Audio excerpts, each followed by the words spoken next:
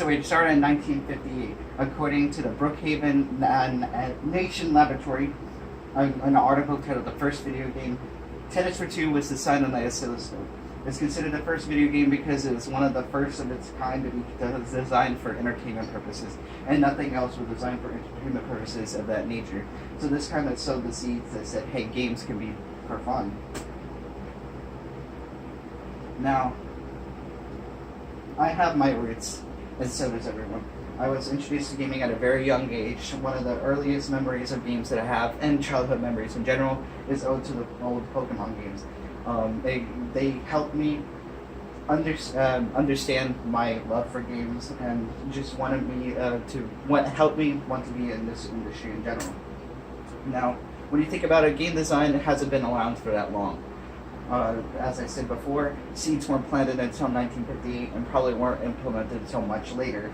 In fact, in a timeline on a website, the first arcade cabinet computer space wasn't implemented until 1971.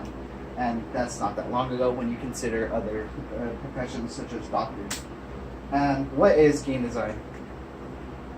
According to an international student website from What is Game Design? Game design is a large field drawing from the fields of computer science, programming, creative writing, and graphic design. Game designers take the creative lead in implementing and bringing to life the video game worlds. That means that game design in and of itself is not a job, but really a concept. You can be a designer, you can be a coder, you can be a graphic designer. It doesn't matter. You're still a game designer, and that's why games have gone so far, because you don't need to be one of those. You don't have to be just smart in coding and stuff like that. You can make games and still not be a smarty pants. Now, I was given the gracious opportunity to interview Mr. Gregory John from Armature Studios. He gave me some advice on what to do later in life. He said that I should get a bachelor's degree in computer science, get some coding experience. If I'm applying for a job, I should have a prototype of something, some sort, like a game or some sort of program. It really shows that you know what you're doing.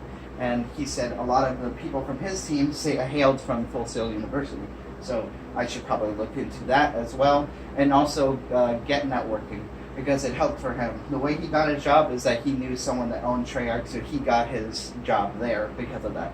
So it influenced me to go out and figure out more contacts of that kind. And he also gave me a bare bones breakdown on how games are made. It takes 1 to 2 years to give the idea to a publisher, and for the thing to become an actual thing, a contract. Then you start the first 25% of production, which is pre-production. You get the columns that you need, build the foundation, and just the art direction, all that jazz. Then once you're done with that, you get a prototype done, and then you're ready to start the actual meat and potatoes, which is actual production. This is the next 50% of the production cycle, which is actual games, the actual design of the game, implementing all the features and stuff like that.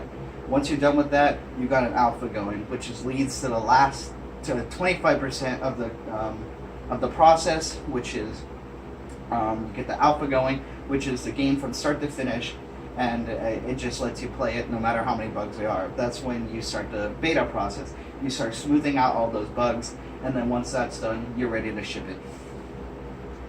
Now, game designers influence their games not just because they made them, but they also influence the people that play them. Now, one of the designers that helped influence me was Mr. Satoshi Tajiri, because he made Pokemon, all the main Pokemon games, and as I mentioned before, it was one of the earliest child memories that I had. It helped mold me as a person and want to get into this industry. So did Gregory John. He helped produce some of the games that I loved from my childhood, and that helped a lot as well. Now, games have a bright future, and I have proof of that, because in an article I mentioned on Opposing Viewpoints website, gamers and fans watched 2.4 billion hours of esports videos in 2013.